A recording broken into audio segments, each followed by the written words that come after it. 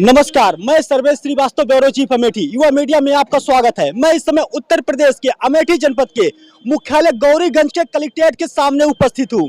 यहां जहां 2024 का चुनाव, लोकसभा चुनाव सामने आ गया है, वहीं दो प्रत्याशी का नामांकन पर्चा खारिज हो गया है। आइए इनसे जानने का प्रयास करते हैं क्या मामला है, किस लिए इनका क्या खारिज हुआ है। भाई, आपका क्या नाम है?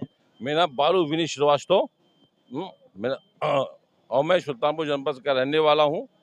पर्चा इसलिए खारिज किया गया। आप जो यहाँ कलेक्ट्रेट के सामने बैठे हैं धरने पर, मामला पूरा क्या है? पूरा मामला हमको बता सकते हैं विस्तार? मामला ये है कि मुझे कोई नोटिस नहीं दी गई, मेरा पर्चा खारिज कर दिया गया, मुझे बताया नहीं गया। मैं यहाँ पे चार्जशीट में पर्चा अपना दाखिल कर रहा था, तो मुझसे कहा गया कि नहीं, आपका सारा फिर सेट सही है, एक ही सेट में ऑन रिकॉर्ड है। वहाँ पे पहले 4 सेट लिखा है, बाद में करेक्शन करके 1 सेट लिखा गया। रिकॉर्डिंग पूरी होती है वहाँ पे, उसमें देख लिया जाए। और मुझसे कहा गया कि मैं जय हिंद नेशनल पार्टी से हूँ, इसका सिंबल बांसुरी है, कृष्ण भगवान की बांसुरी। उसके बाद कहा गया कि वो राष्ट्रीय पार्टी है तो उसको केवल 4 प्रस्तावक की जरूरत होती है, और 4 प्रस्तावक में अलाउ यहाँ भी प्रशासन ने अलाउ नहीं किया। भाई, आपका क्या नाम है? मैं गोपाल स्वरूप गांधी, राष्ट्रीय अध्यक्ष किसान मजदूर बेरोजगार संघ। किस पार्टी से हैं आप? मैं किसान मजदूर बेरोजगार संघ का राष्ट्रीय अध्यक्ष हूँ। पूरा मामला क्या है जो आप यहाँ कलेक्ट्रेट के सामने धरने पर बैठे हैं? मैं 2014 में मैं यहाँ से चुनाव प्रथम बार लोकसभा का लड़ने आया था और लड़ा था, और इसके बाद 2019 में मैंने दूसरा चुनाव लड़ा। तीसरी बार मैं 24 में फिर पुनः लड़ने आया हूँ। मैं किसानों, मजदूरों, युवाओं के लिए चुनाव हमेशा लड़ता हूँ।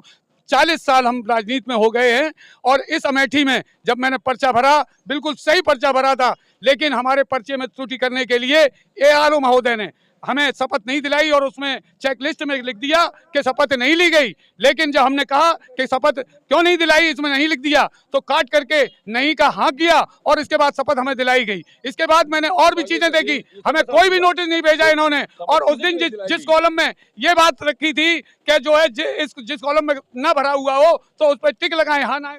जहां एक तरफ चुनाव आयोग ने अधिकारियों को सख्त निर्देश दे रखा है चुनाव करवाने के लिए, तो वहीं दूसरी तरफ अमेठी जनपद की हालात कुछ और बयां कर रही हैं। वास्तव जी, पूरा मामला क्या है? क्या पूरा विस्तार से पूरी मामला अपना बता सकते हैं? भाई साहब, मैं अमेठी लोकसभा 37 से जो है प्रत्याशी था। मुझे पर्चा दाखिल कर दिया क्योंकि मेरे मुद्दे जो है बेसिक लोगों के लिए थे, अमेठी वासियों के लिए था। मेरा पहला मुद्दा था, अमेठी की जनता को अगर सरकार में एसपी नहीं देती है तो मैं अपनी सांसद निधि से एसपी दूंगा। दूसरा, शिक्षा मुक्त रखूंगा। जितने भी सरकारी प्राथमिक विद्यालय से डिग्री कॉलेज तक तो इतना अच्छा मेंटेन कर दिया जाएगा कि वो प्राइवेट कॉलेज से अच्छे हो जाएंगे। तीसरा मुद्दा ये था कि जितनी भी बहनें हमारी हैं, किसी भी जाति की होंगी, उनके विवाह में 1 लाख के हमारी सहयोग राशि होगी। चौथा मुद्दा ये था जो मैं कर सकता हूँ। चौथा मुद्दा, इतने मुद्दे तो ये मैं कर सकता हूँ। चौथा मुद्दा ये था कि मैं संविदा, बेरोजगारी, आउटसोर्सिंग, पेंशन विहीनता के खिलाफ दिल्ली संसद में आवाज उठा सकता हूँ। इसका मैं वहाँ उठा सकता हूँ और सब मुद्दे काम कर सकता हूँ। और ये लास्ट में अगर अमेठी की जनता को मैं के चेहरे पे मुस्कुराहट ना ला पाया तो मुझसे बड़ा नकारात्मक, मतलब कि निकम्मा सांसद कोई नहीं होगा। जो आपका पर्चा खारिज हुआ, क्या आपने इसकी सूचना कहीं दी? मैं सूचना चुनाव आयोग से, लखनऊ चुनाव आयोग, दिल्ली चुनाव आयोग, यहाँ पे एसपी को, यहाँ पे डीएम साहब को, सबको कर दिया। और ये एकदम हम लोग के साथ फ्रॉड किया गया। हम लोग शपथ के लिए गए, शपथ की कोई जरूरत नहीं है।